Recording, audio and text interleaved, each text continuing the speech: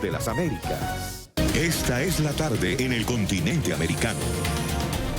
Cuando anochece en Europa y amanece en Asia, así cae la tarde en el continente americano y transcurre la noche y el amanecer en el resto del mundo.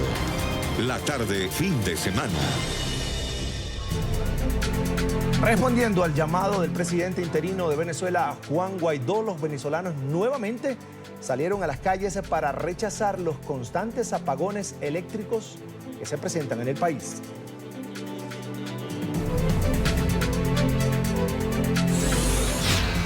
El Comité de Educación del Senado de la Florida en Estados Unidos aprobó un proyecto de ley de seguridad escolar que permite a los profesores portar armas dentro de los centros educativos.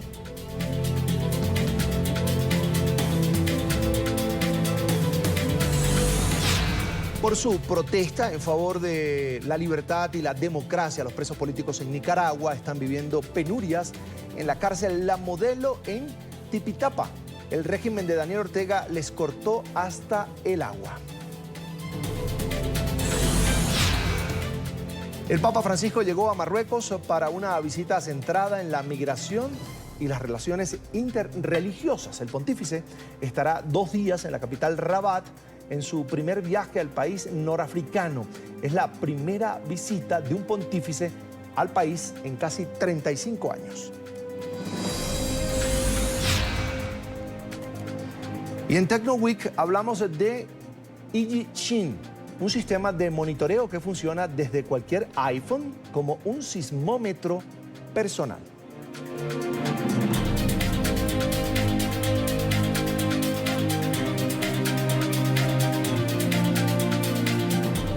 Hola, sean todos bienvenidos a la tarde fin de semana de NTN 24, el canal de las Américas. Los saluda como siempre Carlos Eduardo Sánchez. Es un gusto poder acompañarlos a través de la señal del canal de las Américas.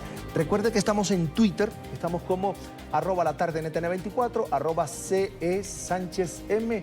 Es un gusto que nos acompañen. Comenzamos.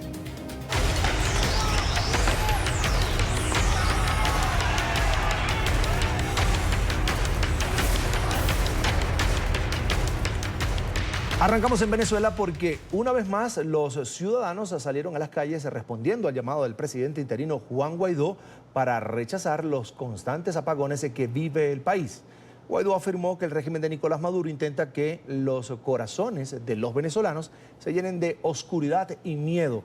Anoche se registró un nuevo corte del servicio eléctrico que afectó 21 estados del país.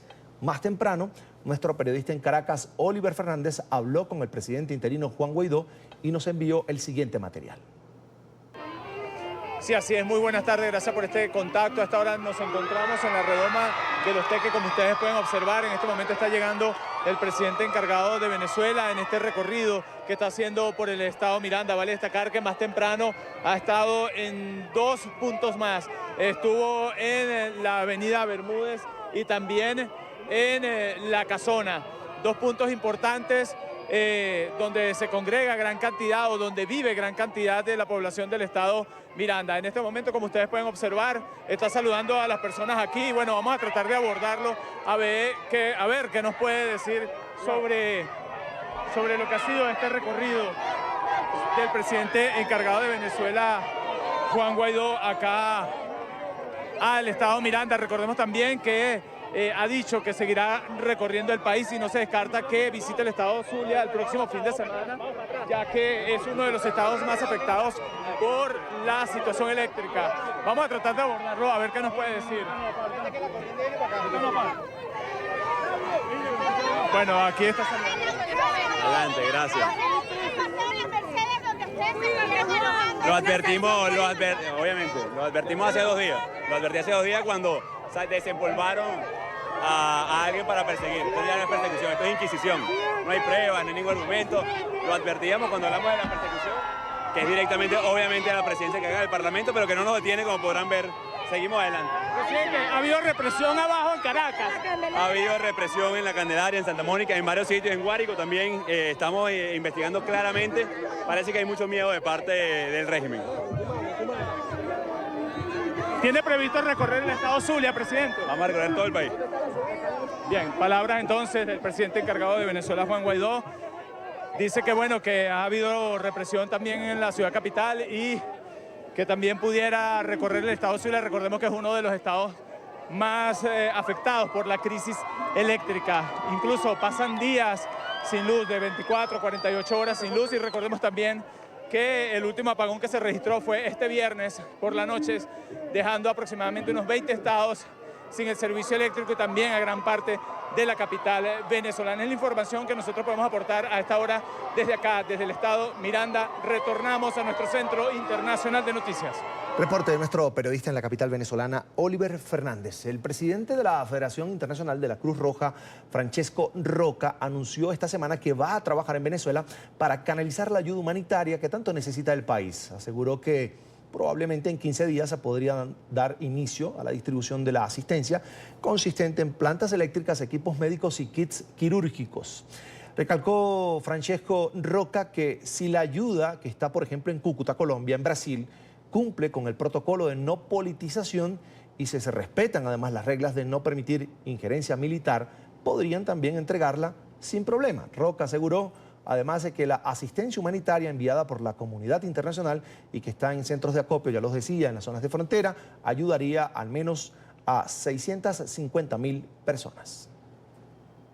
Renace la esperanza para los enfermos venezolanos. La entrada de la tan anhelada ayuda humanitaria ya tiene fecha. Francesco Larroca, presidente de la Federación Internacional de la Cruz Roja, anunció que por ahora 650.000 ciudadanos en condiciones críticas serán los primeros beneficiados. En un país con una situación tan compleja, el poder de la humanidad parece haber prevalecido.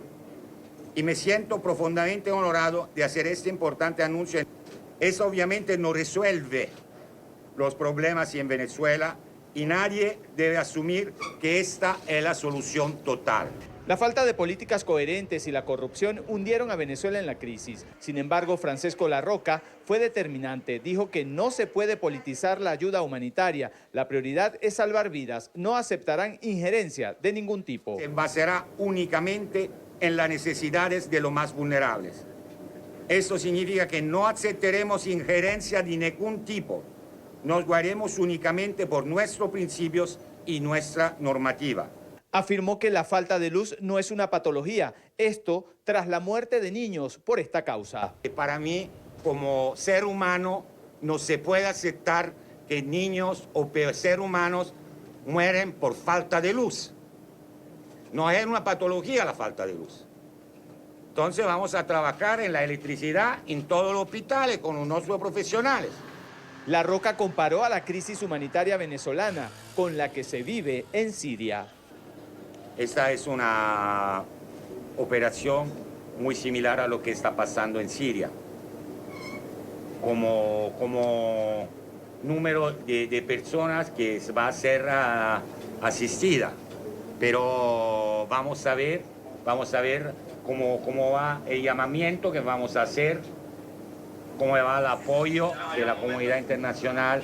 La evidencia de la crisis y las constantes denuncias pudieron haber sido el punto de inflexión para que se diera la negociación. Y entonces, hablando y pensando, se negoció junto con la Cruz Roja venezolana.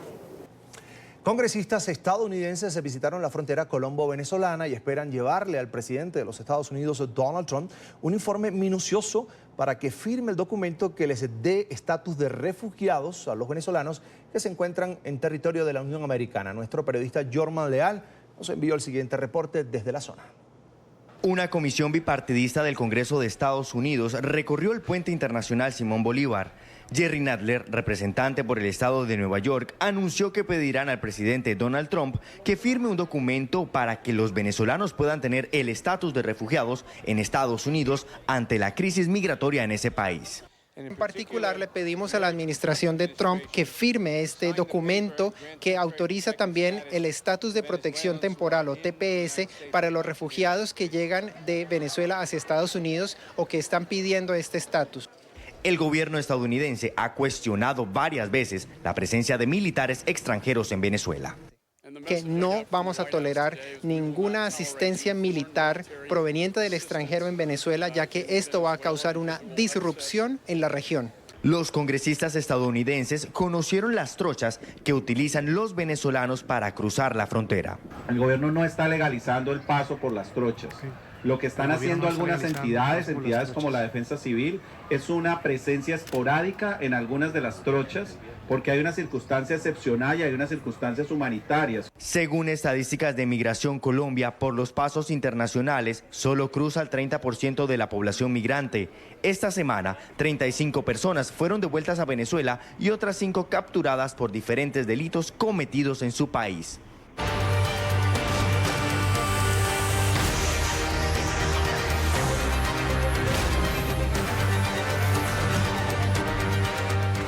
Cuatro 11 minutos de la tarde en Colombia, segundo día de la reunión de medio año de la Sociedad Interamericana de Prensa que se lleva a cabo en Cartagena, en el Caribe colombiano. 300 periodistas participan del encuentro y debaten además sobre la situación de la libertad de expresión, la democracia y la transformación digital en el continente. Hoy uno de los temas centrales de la agenda fue en busca de la justicia, cómo derrotar la impunidad en casos de periodistas asesinados. Periodistas, exdirectores de medios y expertos en el tema hablaron sobre la búsqueda de la justicia en el ejercicio periodístico y cómo derrotar a la impunidad en casos de asesinatos a periodistas. Cuando uno tiene sistemas judiciales malos en general, pues la ecuación de que va a haber impunidad, el resultado es muy probable que sea la impunidad.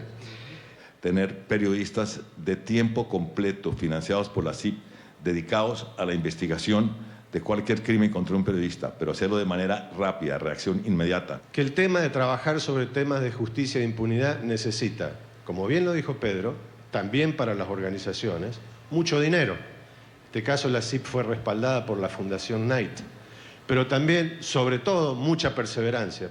Explicaron además que cuando hay un crimen de un periodista o atentan contra un medio de comunicación, hay que trabajar juntos, vencer egoísmos y crear un frente común para luchar contra la impunidad.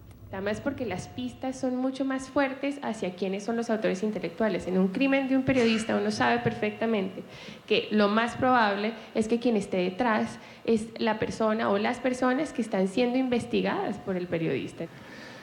Cano era un símbolo viviente del periodismo honesto, independiente, y ese crimen realmente produjo una reacción inmediata y muy profunda por parte de todo el gremio de periodistas.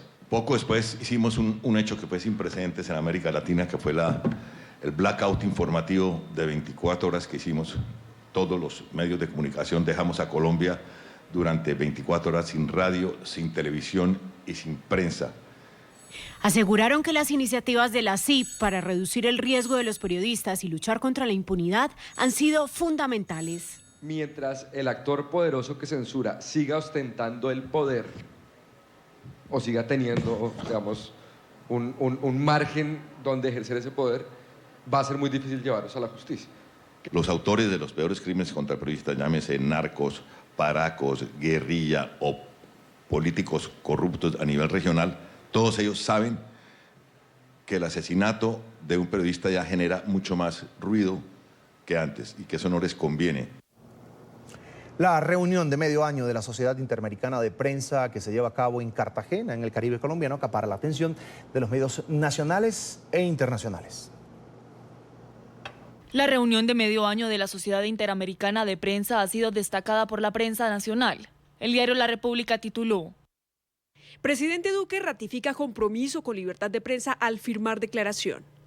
El diario El Heraldo puntualizó: La democracia no puede estar amenazada en nuestra región. La cumbre en Cartagena también acaparó los titulares de la prensa internacional. El diario El Nacional de Caracas tituló: Almagro, ninguna labor de derecho internacional debe excluirse en Venezuela. El argentino Infobae señaló: La CIP denunció que la presión que ejercen algunos gobiernos contra los medios agrava sus problemas económicos. El diario Vanguardia de México tituló: Vive Venezuela peor crisis humanitaria. Activan alarma desde la CIP. De acuerdo con los empresarios, la libertad de prensa es el fundamento básico de la democracia. Por eso el sector privado también hace presencia, hace parte de la reunión semestral de la CIP. El manejo de la información libre e independiente es la garantía de respeto de los derechos humanos y la libertad de prensa. Ecopetrol es una empresa pública en el sentido de que está todo el día en la opinión pública y hemos encontrado que el mismo periodismo, la labor de periodismo nos ha ayudado a crecer como empresa. La Asamblea de la Sociedad Interamericana de Prensa ha sido el espacio de reflexión sobre un periodismo de calidad. El valor del buen periodismo, de la información veraz, de la información estudiada, investigada, es muy relevante para nosotros en las empresas. De acuerdo con los empresarios, la libertad de prensa es el fundamento básico de la democracia. La explanada de la Torre del Reloj recibió a 300 periodistas que participan de esta reunión de medio año de la Sociedad Interamericana de Prensa que se lleva a cabo en La Heroica, en Cartagena, en Colombia. Gastronomía, música y un gran montaje deleitó a los comunicadores.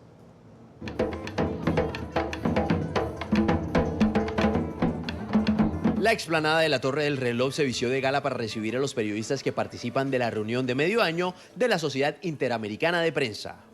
El ambiente tropical se iluminó con 300 luces LED. Bueno, estamos muy felices y complacidos de recibir a estos 300 periodistas de la Sociedad Interamericana de Prensa, un evento que realmente mueve nuestra ciudad. Hemos preparado este montaje, un montaje con muchísimo amor. La gastronomía de la costa caribe deleitó el paladar de los invitados y las palenqueras endulzaron la estadía. Algo que a ellos les va a gustar mucho porque van a probar la gastronomía de Cartagena, sus dulces típicos, o sea, estamos felices de tenerlos aquí en Cartagena. Cayito Dangón puso a bailar a todos los asistentes con su música vallenata. Con su ritmo, el artista llenó en pocos segundos la Plaza de los Coches. Una bendición de verdad venir a Cartagena y ver tanta gente de varios países, varias ciudades de Colombia y quedarse viéndonos es algo que me llenó el corazón. Me sentí como más artista, más enchollado, como dice mi papá. Siempre aquí en Cartagena es la ciudad de la fiesta. Ojalá nosotros podamos hacer lo mismo en Venezuela. Los comunicadores dijeron que la fiesta de bienvenida de la CIP a los periodistas llenó de magia la noche de Cartagena. Saludamos a esta hora a nuestra directora de contenidos, Idania Chirinos, es también nuestra enviada especial de NTN 24 a la reunión semestral de la CIP. Idania está con Pedro Vaca, director ejecutivo de la Fundación para la Libertad de Prensa en Colombia, FLIP. Idania, buena tarde, te escucho con atención. Gracias, Carlos Eduardo. De nuevo estamos aquí en Cartagena, en la reunión de medio término de la CIP. Uno de los paneles que se presentó hoy tenía que ver con la búsqueda de la justicia y la figura de la impunidad. Por supuesto, en lo que asesinato de periodistas se refiere. En ese panel estuvo Pedro Vaca, director de la FLIP, que está con nosotros ahora. Pedro, primero gracias por tomarte estos minutos para estar con nosotros. Y luego me pareció absolutamente interesante parte de lo que tú planteabas, que era la lucha que se llevó adelante en Colombia para subirle el costo político al asesinato de los periodistas. Y Dani, muchas gracias por la invitación. A ver, sí, Colombia yo creo que ha sido uno de los países en los cuales medios de todo tipo, grandes, pequeños, de la capital, de la región, han vivido de alguna manera la violencia letal, han tenido periodistas secuestrados, directivos asesinados, y eso ha hecho que el tejido y la solidaridad dentro del sector de periodistas, medios de comunicación, organizaciones que hacemos activismo, sea muy fuerte. Entonces, yo diría que la principal contribución fue más periodismo. Aquí cuando hay un asesinato de un periodista, realmente los medios se preocupan, realmente los medios sitúan esta problemática en un nivel de relevancia que ya no se puede desatender por parte de las autoridades. Proyectos como el proyecto Manizales para el esclarecimiento del caso de Orlando Sierra, el proyecto Pitalito con respecto al caso de Floralba Núñez, terminan siendo una contribución solidaria donde hay un muy buen diálogo entre ONGs que defendemos la libertad de prensa, medios de comunicación, dueños de medios de comunicación y periodistas. Es decir, hay una reacción no solo solidaria, evidentemente lo es, pero hay una reacción en bloque.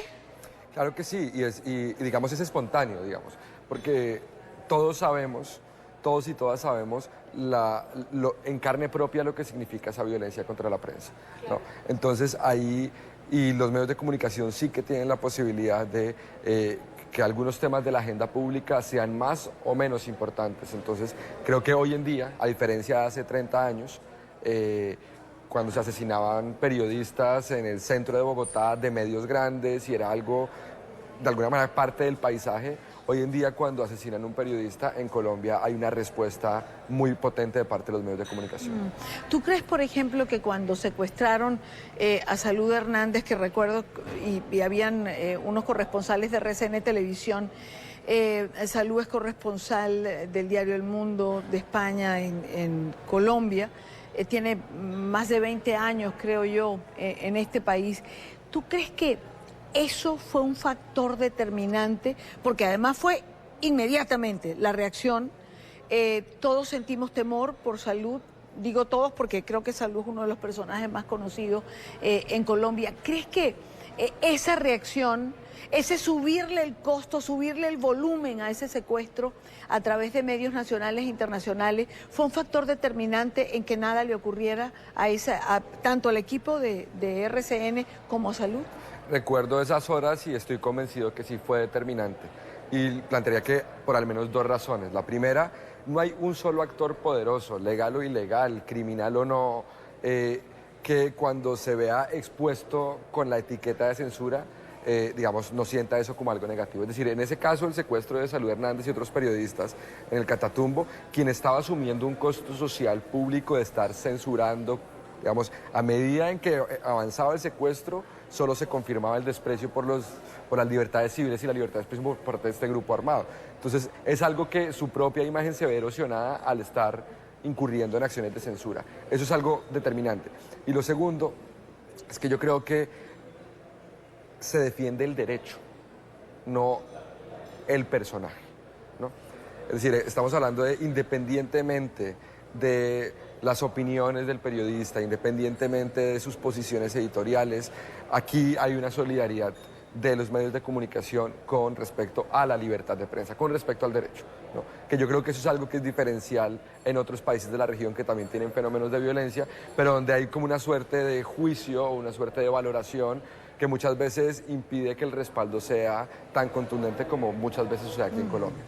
Pedro, otra de las cosas que planteabas en este panel, que me parece importante rescatar, tiene que ver con los organismos internacionales defensores de los derechos humanos. Tú planteabas que hay que defenderlos. Te pregunto, ¿defenderlos de qué y de quiénes?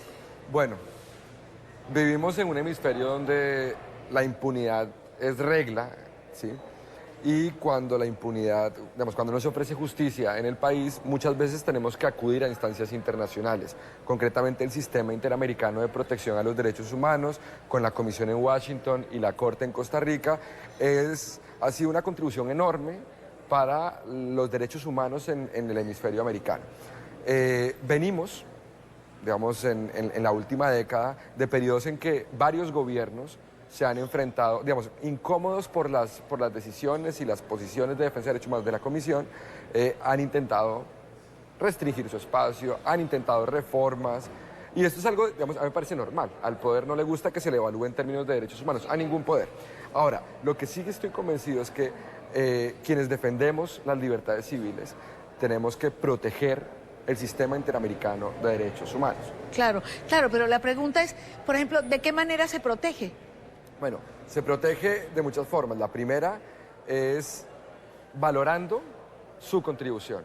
Uno ve las decisiones de la Corte y de la Comisión con respecto al caso de Nelson Carvajal, que también ha tenido un espacio importante aquí en la Asamblea de la CIP, y eso es la vanguardia en términos de protección a periodistas en el mundo, y lo digo con total tranquilidad.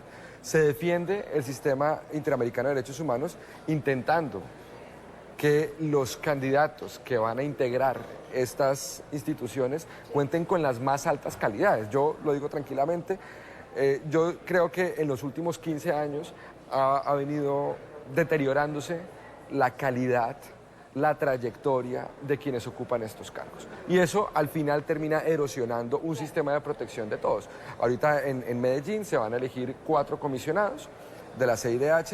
Yo creo que es muy importante que todos los países de las Américas, de la OEA, envíen a sus mejores candidatos, envíen gente con altísimos niveles de cualificación y sobre todo que los estados escojan los mejores de esos candidatos. Porque si politizamos, y lo voy a decir en esos términos, si politizamos el sistema de derechos humanos del hemisferio, vamos a tener menos herramientas para enfrentar difíciles desafíos que tendrá este hemisferio en el futuro. Es que yo creo que, a ver, no podemos politizarlo. Bueno, es la crítica que le hemos hecho a gobiernos que han querido terminar con el sistema de defensa de derechos humanos en la región. No podemos repetir lo mismo, ¿no? Ahora, ¿en qué momento, Pedro, se desdibuja la defensa de los derechos humanos con la politización? Porque finalmente los derechos humanos no tienen derecha ni izquierda, son derechos humanos, se violan tanto de un lado como del otro. No podemos defender unos sí y otros no. A ver, yo creo que eso va a ser una de las grandes discusiones, porque los estados de las Américas se comprometieron entre ellos, nadie los obligó a cumplir unos estándares de derechos humanos. Estándares que están en crisis en muchos países, ¿sí? Diría yo casi todos. Si politizamos este tipo de organismos, es decir, si se envía a personas que, claro que pueden tener algún nivel de trayectoria, pero que principalmente están por razones políticas, pues lo que, digamos, tienen dos consecuencias negativas. La primera es que no van a tener el talento humano suficiente para enfrentar situaciones dificilísimas.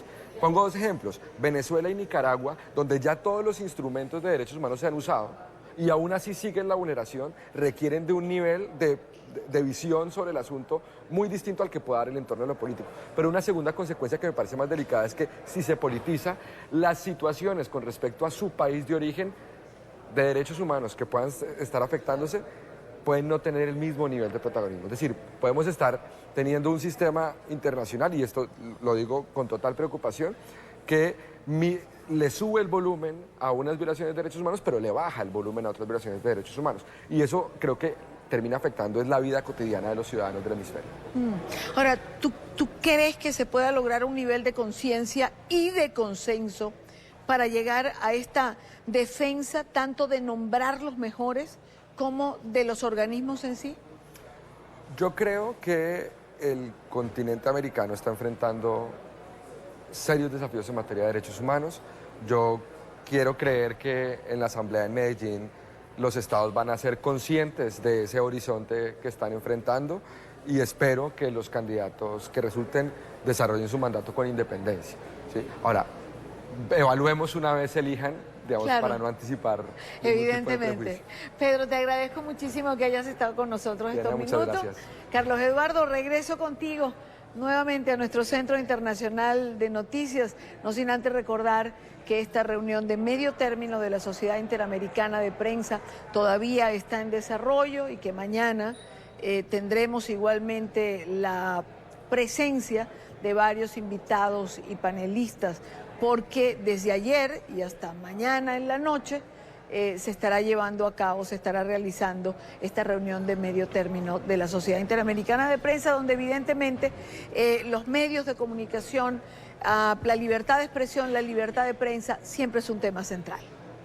Así es, Idania, te agradezco por supuesto por esta conversación con Pedro Vaca. Más adelante voy a volver contigo a La Heroica, a Cartagena, en Colombia. Y Venezuela es uno de los países donde más se reprime a los medios de comunicación y periodistas. Por ejemplo, NTN 24, esta casa, fue uno de los primeros canales internacionales de noticias que fue censurado por el régimen de Nicolás Maduro.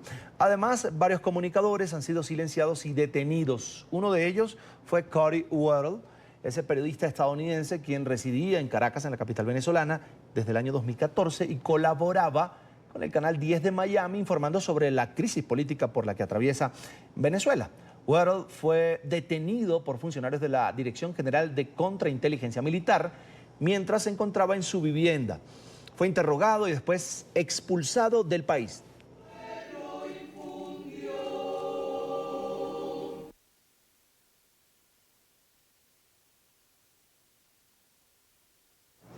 Precisamente nos acompaña a esta hora el periodista estadounidense Cory Worrell.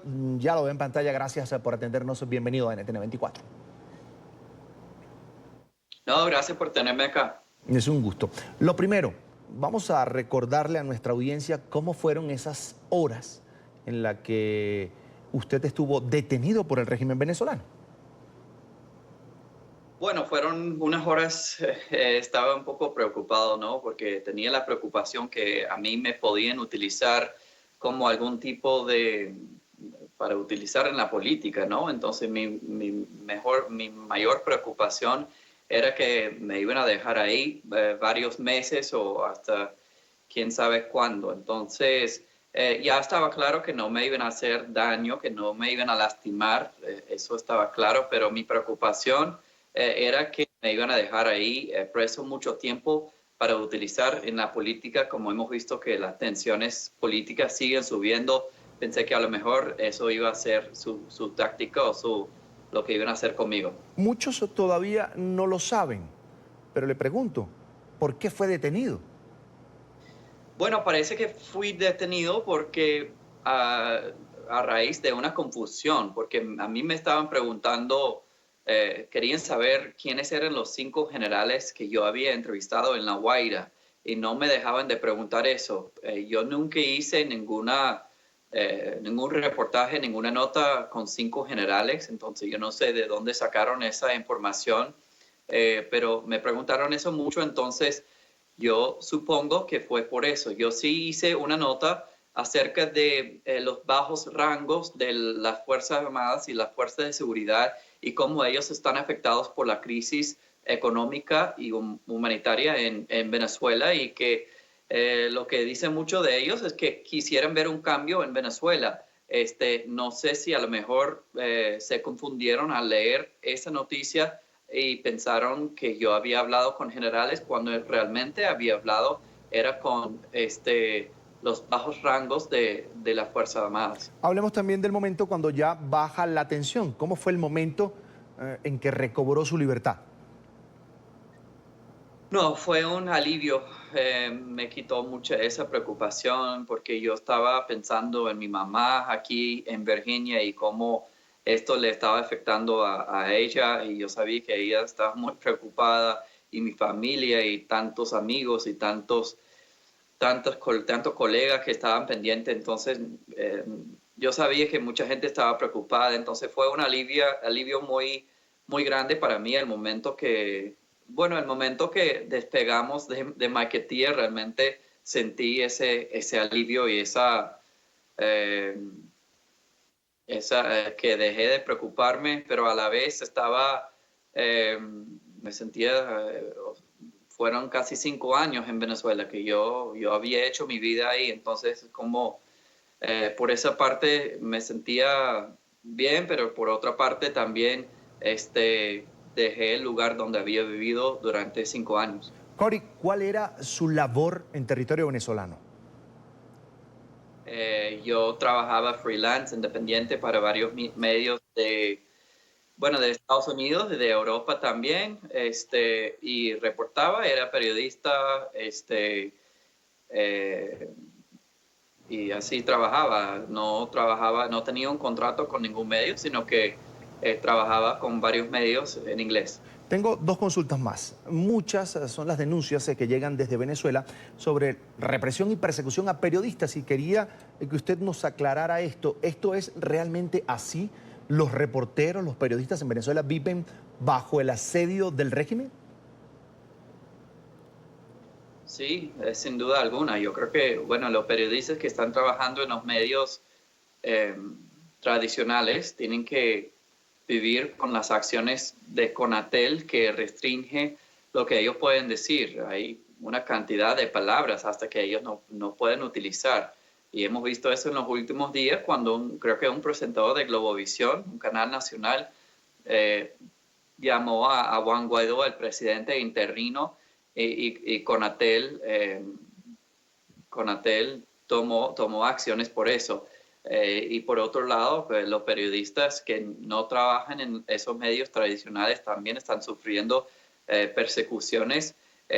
No es una persecución a nivel, no es contra todos los periodistas, sino que creo que se están utilizando, las autoridades están utilizando a los periodistas en casos distintos, casos específicos, para lograr sus objetivos políticos, como también vimos con el caso de Luis Carlos, que fue detenido unos días después de que me detuvieran a mí, y obviamente fue para culparlo por lo del primer apagón que vimos en Venezuela. Entonces, lo que estamos viendo es que se están utilizando a los periodistas para lograr objetivos políticos por parte del gobierno. Finalmente, ¿cómo batallar contra esa represión y además la censura que impera en Venezuela?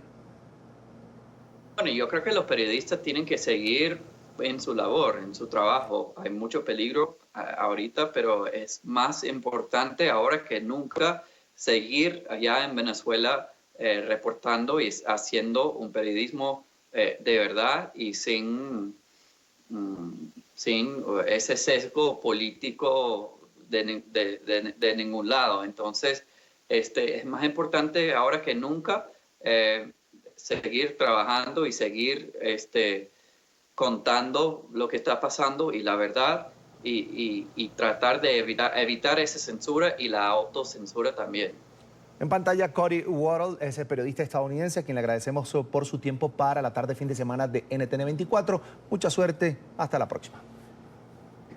No, gracias a ustedes. Es un gusto. El Comité de Educación del Senado de la Florida, en Estados Unidos, aprobó un proyecto de ley de seguridad escolar, instrumento que permitiría, en este caso, a los profesores portar armas dentro de los centros educativos. Según el texto, siempre y cuando las directivas escolares estén de acuerdo, los docentes que opten por esta medida deberán someterse a un programa especial sobre el uso de armas de mínimo 100 horas y chequeos psicológicos con profesionales. Dicho proyecto surgió tras el tiroteo que acabó con la vida de más de 17 personas y dejó a otras 15 heridas en la escuela Marjory Stoneman Douglas en Parkland. Organizaciones civiles, padres de familia y las principales organizaciones estudiantiles se oponen, pues aseguran que es una responsabilidad que no deberían asumir los educadores. Además advierten que las armas pueden ser robadas o pueden ser disparadas de manera accidental.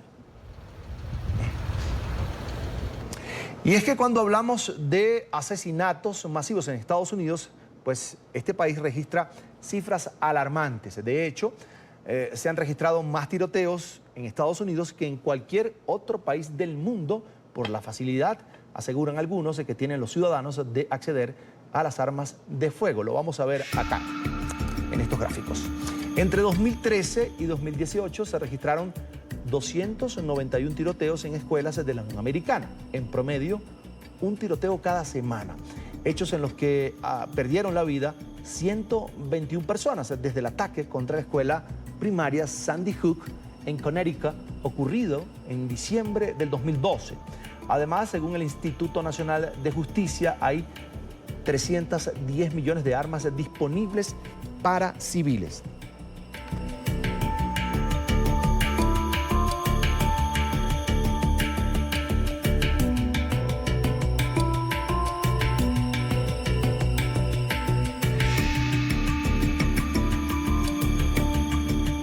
Y ahora vamos a hablar de los peores ataques armados en Estados Unidos. Recordamos la masacre en el Tecnológico de Virginia, ocurrida el 6 de abril del 2007 y que dejó 32 personas muertas. Ahora hablamos del ataque armado contra la primaria Sandy Hook en Connecticut, registrada el 14 de diciembre del año 2012, cobró la vida de 27 personas. Uno de los eventos armados más frescos en la memoria de los estadounidenses tuvo lugar el 14 de febrero de 2018, ya lo decía, en la secundaria Stoneman Douglas de Parkland, en Florida, donde murieron 17 personas. Otro centro educativo que vivió la violencia armada fue la escuela secundaria de Columbine, el 20 de abril de 1999, incidente que dejó un saldo fatal de 13 fallecidos. En la lista también incluimos otro ataque armado, un instituto superior. Esto ocurrió el 1 de octubre de 2015, que cobró la vida de 9 personas. Allí tenemos toda la información en pantalla.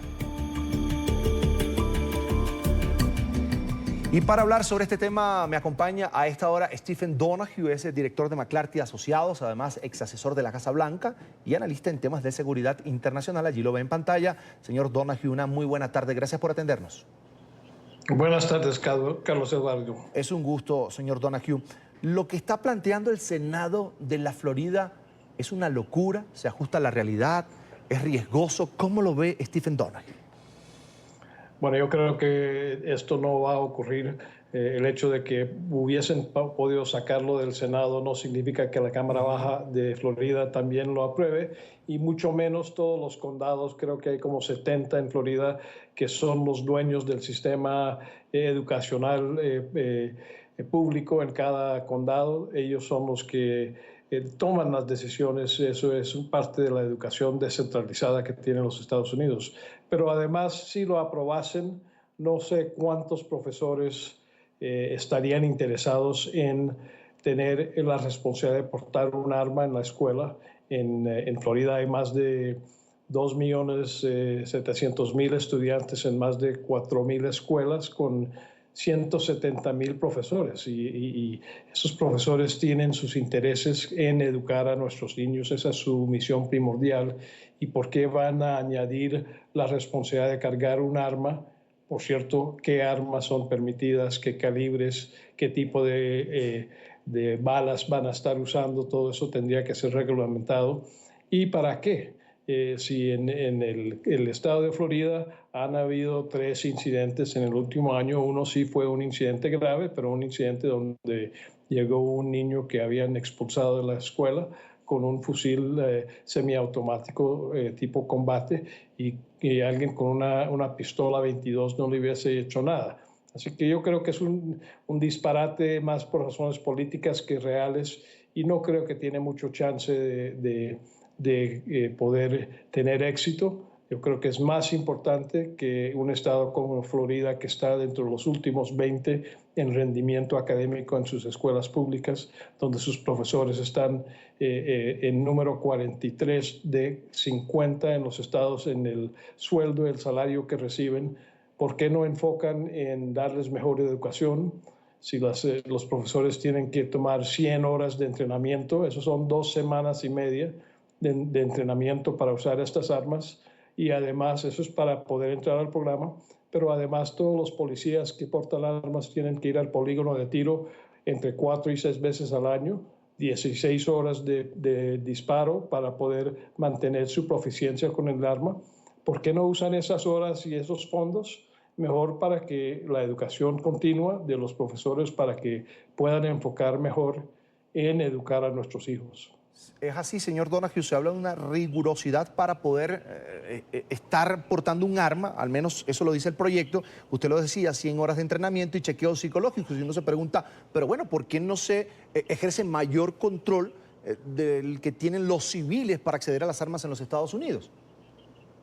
Bueno, yo no creo que va a cambiar el tema del porte de armas. Es parte de lo que existe en la Constitución básica del país, que no se ha cambiado ya en 250 años, y no creo que se va a cambiar. Para tener una enmienda a la Constitución estadounidense es un proceso muy difícil y que solo se ha logrado como 25 veces en la historia del país. Y no creo que eso vaya a ocurrir, especialmente por razones políticas, porque en cada estado hay 2 senadores y cada estado también, casi cada estado tiene un sector rural donde el porte de armas es parte de tener su finca y cuidar a su ganado y sus animales. Así que cambiar las reglas o la ley sobre el porte de armas no creo que va a ocurrir. Cambiar alguna de las metodologías y los reglamentos sobre quién puede y qué tipo y qué calibres y cuántas municiones en los cargadores, eso sí se puede hacer a nivel estatal. Señor Donoghue, definitivamente combatir la violencia armada con armas es un error. ¿Cómo lo ve usted? Bueno, no, yo no tengo ningún problema con que la gente que sepa qué está haciendo con sus armas tenga sus armas y que estén bien adiestradas para usarlo. Yo soy exmilitar y yo voy al polígono y tengo armas y nunca he tenido un problema con esas armas, pero tener un arma en una escuela, especialmente en una escuela primaria o secundaria, donde quién sabe cuántas veces a los profesores, a las profesoras le roban los chicles de su escritorio. ¿Dónde van a tener esas armas? ¿Están bajo llave? ¿Quién las controla durante los descansos y los recesos? ¿Cuáles son las reglas para tener esas armas durante el día? Cuando el profesor tiene que estar enfocado en disciplina y en educación, no debe estar distraído por saber dónde puse la pistola, que si la dejé en el escritorio o la dejé en el closet o dónde lo dejé. Son cosas que de veras demuestran la ridiculez de la idea de que es mejor tener más armas disponibles especialmente en las escuelas y los colegios donde nuestros hijos y nuestros nietos están estudiando. Por ejemplo, ¿usted, señor Donoghue, ve más viable que haya más presencia policial en los alrededores, incluso dentro de los centros educativos, para controlar precisamente o prevenir que no se presenten ataques armados? Sí, yo creo que en la mayoría de las escuelas ya hay normalmente es un policía retirado que trabaja parte del tiempo como una persona de disciplina y de control y de seguridad en las escuelas. Y creo que es mucho mejor que los profesionales en esos temas de seguridad sean los que estén portando armas o teniendo el control sobre ese tipo de cosas.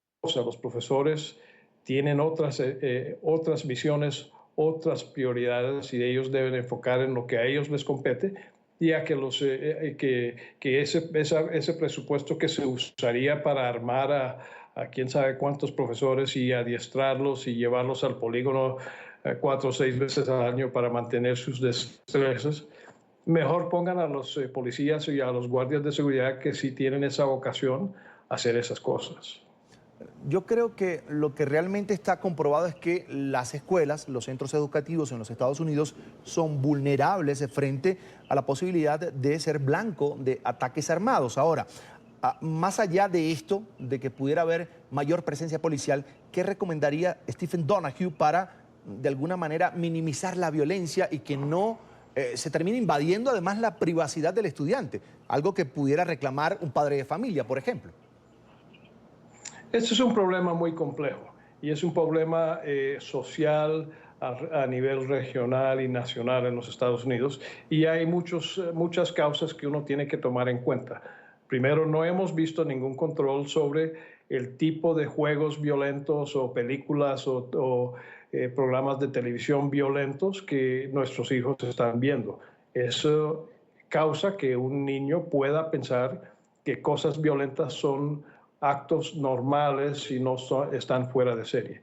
No tenemos una situación en la cual los médicos y las enfermeras tienen el control o pueden reportar a la policía a gente que tiene problemas psicológicos. Parte del problema es que la institución médica, la Asociación de Doctores, de Médicos, no quiere tener responsabilidad por reportar a los enfermos, porque temen que si lo reporta, esa gente ya deja de acudir al sistema médico cuando tienen problemas. Así que hay varios temas ahí muy complicados que como sociedad, como cultura tenemos que enfrentar para buscar una salida a estas matanzas que tanto duelen porque tienen que ver con niños inocentes. Es Stephen Donoghue, director de McClarty Asociados, ex asesor de la Casa Blanca, analista en temas de seguridad internacional. Como siempre, es un gusto conversar con usted. Hasta la próxima, una muy buena tarde. Muy buenas tardes, gracias. Un gusto. Y continúa la lucha contra la corrupción en América Latina. Luego del escándalo con la constructora brasileña Odebrecht, expertos reunidos en Nueva York concluyen que una de las razones por las cuales se construye la corrupción es en medio de un camino en el cual se evita dejar huellas. El informe es de nuestra cadena aliada, La Voz de América. Escándalos de corrupción como el de Odebrecht, que sobrepasaron las fronteras nacionales en el continente, dejaron en evidencia la problemática que nace y crece en las sombras, pero que impacta en el ámbito público y de desarrollo de las naciones. Peor aún, como señala Roberto Simón, director de políticas de Council of the Americas, el fenómeno genera un efecto negativo que resulta incalculable. En varios países de la región es una forma de hacer política, ¿no? Es la forma con la cual a veces el gobernador o el presidente construir su apoyo en el Congreso. Un hecho que se evidencia en los resultados de la lucha anticorrupción. En Colombia, por ejemplo, según reveló el procurador general Fernando Carrillo, existen más de 3.000 sanciones impuestas por su despacho, uno de los 3 entes de control del país. Casi un 45% con funcionarios de elección popular, es decir, alcaldes, gobernadores, senadores, representantes, diputados. Por eso la ofensiva es muy grande y tiene que ser así. Pero no todos los casos de corrupción son objeto de investigación simplemente porque no se conocen. Y justamente por su clandestinidad, según afirma Jun Kim, exfiscal interino del Distrito de Nueva York, la corrupción es una tentación latente. La tentación de sentir que estás por encima de la ley y que no hay suficientes posibilidades de que las personas tengan poder o autoridad. La solución, insiste el experto, está en que haya un compromiso interinstitucional. Según el reporte Anticorrupción 2018 de Transparencia Internacional, Uruguay sigue liderando la imagen de la región en la lucha contra la corrupción con 70 puntos sobre 100. En contraste, Venezuela ocupa la posición 168 en el mundo y recibe 18 puntos sobre 100 en la misma tabla. Laura Sepúlveda, Voz de América, Nueva York. Varios presos políticos del régimen de Daniel Ortega están protestando en la cárcel La Modelo en Tipitapa. Demandan la libertad para todos los presos de conciencia y un sistema democrático en Nicaragua. A pesar de la estricta vigilancia, se suben al techo de la prisión para ondear la bandera azul y blanco, entonar el himno nacional y gritar consignas alusivas a la democracia y por la libertad. Por ello, las autoridades penitenciarias les cortaron el agua potable desde el pasado sábado y además les prohibieron el ingreso de alimentos. No han podido ver a sus familiares. Quiero darle la bienvenida a esta hora a Suyén Barahona, es la presidenta del Movimiento Renovador Sandinista. Allí la veo en pantalla. Una muy buena tarde. Hola Carlos Eduardo, muchísimas gracias por esta oportunidad para comentarle la crítica situación en la que nos encontramos en Nicaragua, producto del régimen de los Ortega Murillo. Es un gusto como siempre. ¿Cuál es la situación actual de los presos políticos recluidos en esta cárcel, en especial La Modelo?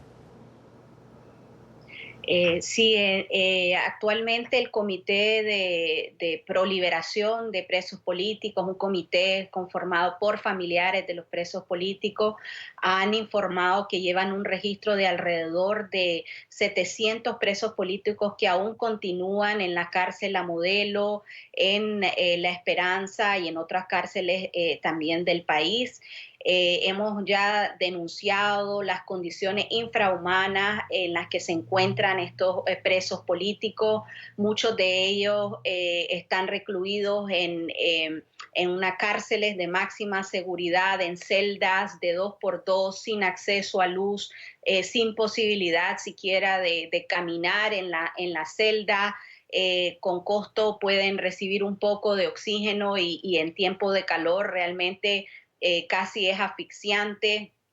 Han denunciado desde el comité los malos tratos a los que están siendo sujetos los y las presos políticos de parte de los custodios por cantar el himno, por querer ondear una bandera azul y blanco. Ellos han denunciado múltiples veces las pésimas condiciones de la comida, incluyendo que encuentran vidrio molido en la comida. En fin, un sinnúmero de torturas han sido ya denunciados y también han sido documentados por parte de la Comisión Interamericana de Derechos Humanos. Ahora, acláreme algo, ¿ellos siguen en protesta allí en esta cárcel? En días anteriores se supo de protestas de los presos producto de los malos tratos y de las condiciones infrahumanas. Sabemos que han habido también golpizas que se han llevado a cabo. En este momento no tenemos conocimiento que continúa la protesta. Sabemos que ellos continúan resistiendo de diferentes formas y demandando la liberación de todos, no de uno, no de un grupo, sino la de todos. Y seguimos además respaldando al Comité Pro Liberación de Presos Políticos, que demanda que la liberación de todos los presos políticos que están en la lista de la CIDH y de la Alianza Cívica sean liberados en un marco de 15 días como máximo, no 90 días como lo ha establecido el acuerdo en la mesa de negociación. ¿Y sabes si continúan sin agua potable? Ha sido muy difícil en este momento todavía averiguar las condiciones. De hecho, hay algunos de los presos que supimos habían sido golpeados en semanas anteriores, como es el caso de Yubran Suazo, y continuamos sin saber el estado de salud de ellos. Urge el que puedan ingresar la CICR y que además permitan a sus familiares constatar las condiciones de cada uno de los presos. Justamente eso es uno de las violaciones a los derechos humanos, el hecho de que los familiares no puedan constatar el estado de situación de sus familiares. Señora Barahona, ¿cree usted que la liberación de los presos políticos debió darse por completo y antes de iniciar esta nueva etapa de diálogos con el régimen de Daniel Ortega? Ha sido una demanda, claro que sí. De hecho, no se ha entrado todavía a los puntos de agenda centrales. Se han estado centrando en derechos humanos básicos, como es el tema de la liberación de los presos, así como todo lo que tiene que ver con libertades, con derechos ciudadanos. El día de ayer ya salieron compromisos de parte del gobierno sobre el tema de la libre expresión, libre movilización y también la libertad de los presos.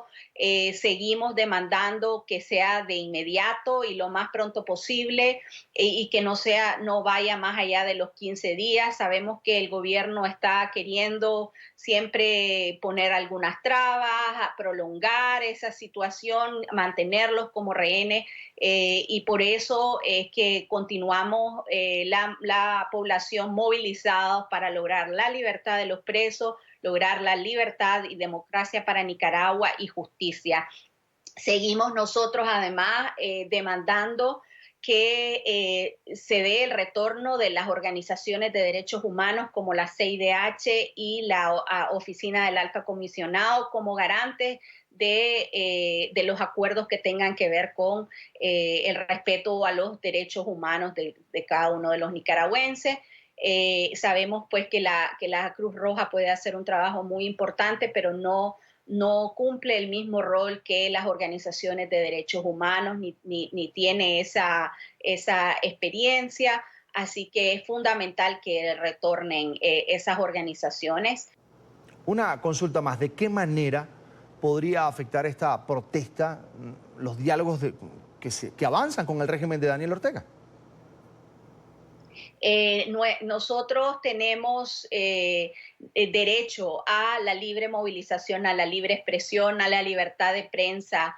Si Daniel Ortega realmente quiere que este diálogo, o más bien tiene la voluntad de que este diálogo lleve a una salida a esta crisis, a una salida pacífica, pues entonces tiene que mostrar la voluntad de respetar nuestros derechos humanos. Y nosotros tenemos como nicaragüenses todo el derecho a manifestarnos y a vivir en paz en nuestro país, sin secuestros, sin que nos asesinen por pensar diferente, o por manifestarnos. Además, nosotros hemos reiterado la demanda de que para poder también, para que este diálogo o estas negociaciones sean creíbles, también tiene que conllevar el desarme de los grupos paramilitares que han sido conformados por el régimen de Daniel Ortega y que han sido parte de quienes han ejercido la represión en estos 10 meses. Agradecemos a Suyende Barahona, es la presidenta del Movimiento Renovador Sandinista, por estos minutos para la tarde fin de semana. Hasta la próxima.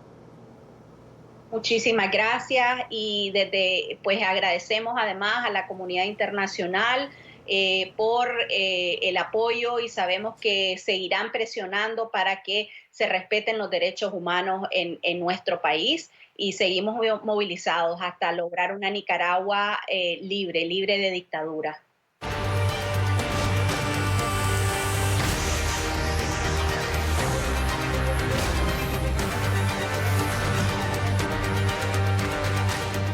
Volvemos a esta hora, 5:12 en Colombia, Cartagena, en el Caribe colombiano. Es la sede de la reunión de medio año de la Sociedad Interamericana de Prensa. Conectamos con nuestra directora de contenidos, Idania Chirinos. Está ahora con Miguel Enrique Otero, presidente editor del diario El Nacional de Caracas. Idania, un gusto saludarte. Hola Carlos Eduardo, gracias. Hoy es el segundo día de esta reunión de medio término de la Sociedad Interamericana de Prensa que se está realizando, como bien señalabas, en Cartagena de Indias, en Colombia. El segundo día comienza la presentación de los informes país por país. que nos dan una panorámica del estado de la libertad de expresión y de la libertad de prensa en cada uno de ellos. Hoy corresponde la presentación del capítulo Venezuela, que lo presenta Miguel Enrique Otero, que está con nosotros el día de hoy. Miguel, bienvenido, gracias por acompañarnos. Miguel, ¿en qué se centra el informe en esta oportunidad? Bueno, es una continuación de un periodo muy largo de apagar la libertad de expresión en Venezuela. Entonces, el gobierno lo que está haciendo es primero confiscando estaciones de radio, quitando señales de unas radios que ya se autocensuran porque la ley de resorte es una ley demasiado fuerte. Entonces, en la radio no se oye casi nada, en la televisión tampoco, pero ellos siguen quitando señales y dándoselas a los colectivos y a gente así. Eso por una parte. Por otra parte, quedan algunos periódicos pequeños, entonces van perdiendo el suministro de papel, entonces van cerrando 3 o 4 periódicos que van quedando por ahí para que no quede ningún periódico en Venezuela. Periódicos quedan las empresas y todas están en la web, pero no quedan como impresos. Y la tercera cosa es la agresión a los periodistas extranjeros. La agresión a los periodistas extranjeros y la agresión a los que hacen periodismo audiovisual o fotográfico en las manifestaciones y todo eso. Y entonces se ha desatado un robo de equipos, destrucción de equipos a los periodistas venezolanos que quedan por allá que hacen las cosas y a los periodistas extranjeros, y se da un caso tan insólito como el periodista de Ramos, que lo ponen preso en Miraflores porque no les gustaron las preguntas que él hizo, pero y le roban los equipos los funcionarios de la Casa Militar en Miraflores. O sea, lo encierran en un cuarto oscuro. O sea, si le roban los equipos a un periodista en Miraflores, los oficiales que están ahí, bueno, ¿qué queda para el resto del periodismo que hay en la calle? Entonces, es la destrucción de equipos, es la represión. Y sin vergüenza ninguna. Sin vergüenza nada de eso. Equipos, y Ramos escribe cada momento, bueno, no me devuelven mi equipo, no se los van a devolver, se los robaron. Y después hay un cuarto tema, que es lo que está sucediendo con las noticias que llegan, que las noticias que llegan en el ciberespacio.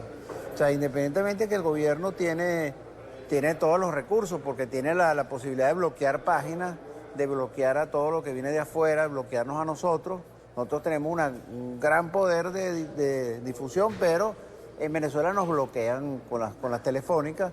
Yo diría que en Venezuela hay actualmente lo que llamaría una guerra en el ciberespacio, porque todos nosotros, ustedes, nosotros, todo el mundo trata de saltar por encima de los bloqueos a través de las redes sociales, básicamente, que muchos no se dan cuenta el poder de las redes sociales, pero hoy en día el 70-80% de las informaciones que recibe la gente en general y en todos los países es a través de las redes sociales. Claro, y en Venezuela tienen un peso particular. Pero te atajo porque los medios tradicionales en Venezuela no tienen ningún peso específico en este momento. No existen. Ya no existen medios tradicionales, salvo los oficiales, salvo los que ponen las noticias del gobierno.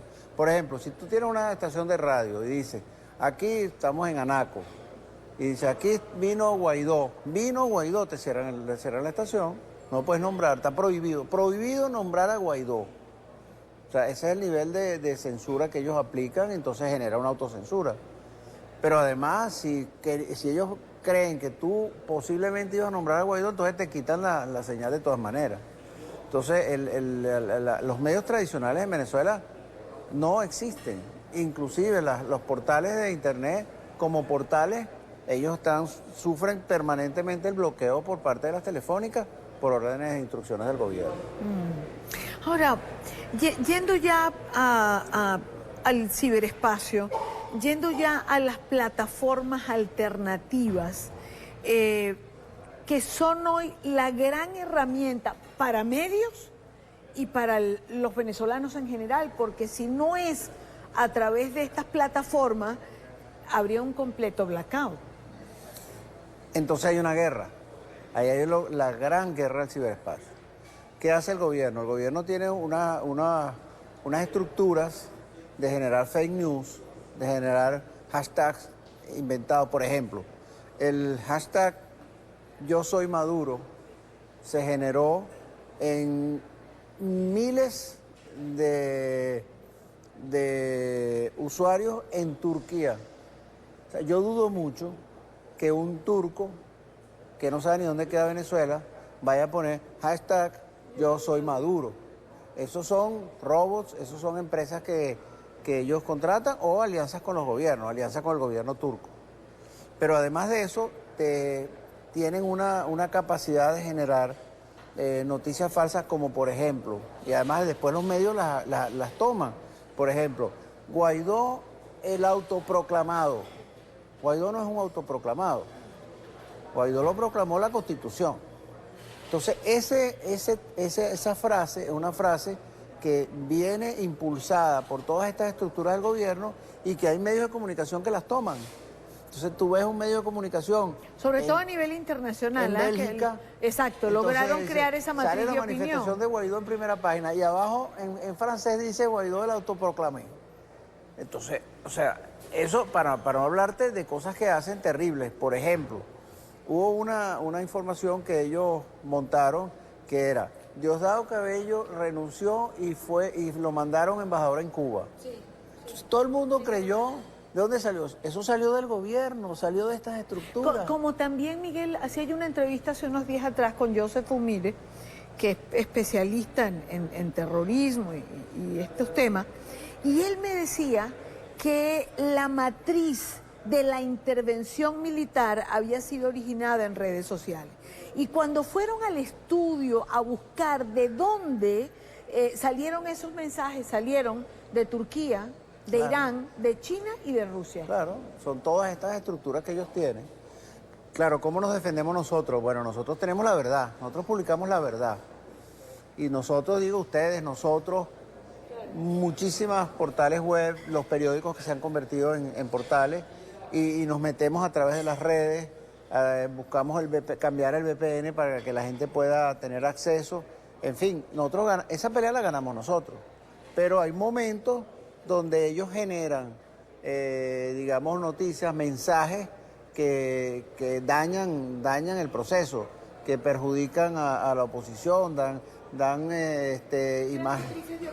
imagen de divisiones que no existen, o imagen negativa sobre Guaidó que son inventos, en fin, cantidad de cosas así. Eso es, hoy en día, por eso es que yo digo, hoy en día la comunicación en Venezuela, la información, está marcada por la gran guerra en el ciberespacio. ¿Y a la larga la gana la oposición? Acabas de decir. Bueno, a la larga sacamos a Maduro, entonces la ganamos, porque esto es una cosa que o sea, la gente se entera de las cosas y a veces se entera de cosas que no son verdad y creen que son verdad. Y ellos no tienen capacidad mayor para neutralizarnos a nosotros. Pero esto va a ser una cosa recurrente. ¿Cuán a la larga ese sacamos a Maduro? Bueno, sacamos a Maduro, a mi modo de ver, y lo dije aquí en el foro ayer, y creo que todos me apoyaron, tiene que haber una confrontación. Eso no es una dictadura normal, eso no es una dictadura. Eso es una banda delincuencial que secuestró un país. No van a salir con un diálogo. Y todavía hay unos ilusos, digo, yo llamo ilusos, inclusive en países serísimos, en la Unión Europea, que creen que se puede llegar a un arreglo para que se hagan unas elecciones. Bueno, no es posible hacer unas elecciones transparentes con el régimen de Maduro. Eso no es posible. Y yo lo explico en mi editorial de mañana perfectamente. Entonces, el tema está en que para salir del usurpador, como lo llamó Guaidó, tiene que haber una confrontación. Y yo creo que la confrontación la va a haber. Porque tienes un 95% de los venezolanos que están ya contra el régimen, a pesar de unas encuestas que le dan el 10, pero en el otro, que le dan el 90 en contra, porque en el 10 están los no voté, no. Sí, claro. Hay una fractura muy fuerte en las Fuerzas Armadas. Hay más de 200 oficiales presos sí, por conspirar. O sea, eso no ocurre. En Nicaragua no hay ninguno. Está en las fracturas en el partido de gobierno muy fuertes y contradicciones entre ellos. Está toda esta cosa de 60 países del mundo que reconocen a Guaidó y que tienen y los más militantes, los países más importantes, más militantes, dicen nosotros vamos a hacer lo que sea porque esta gente se vaya. Entonces tienen todos los planetas alineados en contra. Claro, alguien tiene que dar un empujoncito. El empujoncito tiene que ser una confrontación y yo creo que eso vendrá y ellos no van a tener cómo defenderse de una confrontación. Ahora, Miguel, tú señalabas hace unos minutos los medios que son acosados, cerrados o que se les quita la licencia por haber tenido a Juan Guaidó. Fue cerrado el hotel que está en el centro comercial Las Mercedes. Parece que también el estacionamiento, el hotel creo que por 25 días y el estacionamiento por 2 semanas, 3 semanas.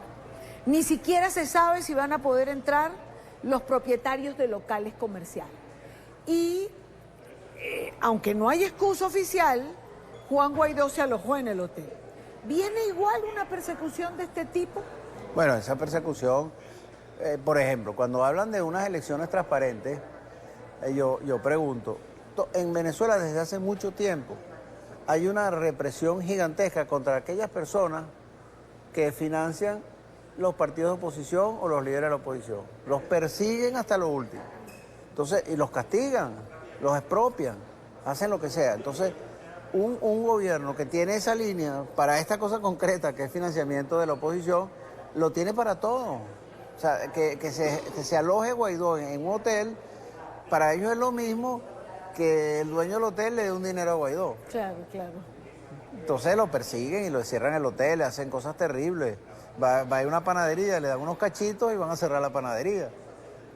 O sea, es una dictadura de las más terribles, con los métodos más espantosos que puede haber, porque lo que tiene que ver con derechos humanos y todo es infinitamente peor. Sí.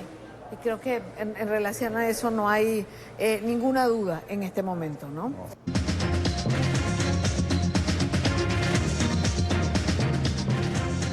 Revisamos otras noticias del mundo hoy y comenzamos en Marruecos porque el Papa Francisco llegó a la capital Rabat para una visita centrada en la migración y las relaciones interreligiosas. El pontífice estará 2 días en Marruecos en su primer viaje al país norafricano y es la primera visita de un pontífice al país en casi 35 años. El avión de Alitalia que transportó al Papa, su séquito y a periodistas llegó al aeropuerto de la capital marroquí, donde fue recibido por el rey Mohamed VI. Francisco tiene previsto pasar tiempo con los católicos, la mayoría de ellos europeos expatriados, y también con migrantes del África subsahariana que son libres de adorar en iglesias. Continúa la tensión en la franja de Gaza.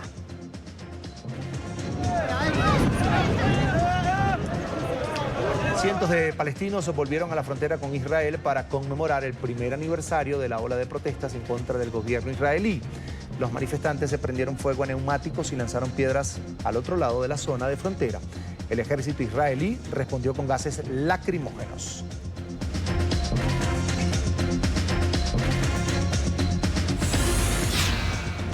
Choque de protestas en Barcelona, España. Miembros de los comités separatistas catalanes para la defensa de la República quemaron contenedores y arrojaron piedras y otros objetos contundentes a la policía antidisturbios en la capital de Cataluña, justo cuando protestaban contra una manifestación del partido de extrema derecha Vox. La policía persiguió y dispersó a los manifestantes separatistas. Vox ganó en diciembre 16 escaños en el Parlamento de Andalucía y las encuestas recientes muestran que podrían obtener representación en el Parlamento Nacional a medida que se aproximan las elecciones generales el próximo 28 de abril en España. Colosal incendio en las montañas de Beijing. Sobre el mediodía de este sábado se originó un incendio forestal en el distrito de Mijun, al noreste de la capital china. Alrededor de 900 bomberos fueron enviados para apagar las llamas. 3 horas más tarde la conflagración logró ser controlada. Aunque el fuego alcanzó un distrito vecino, afortunadamente no se presentaron víctimas. Sin embargo, sí se produjo un grave daño ambiental.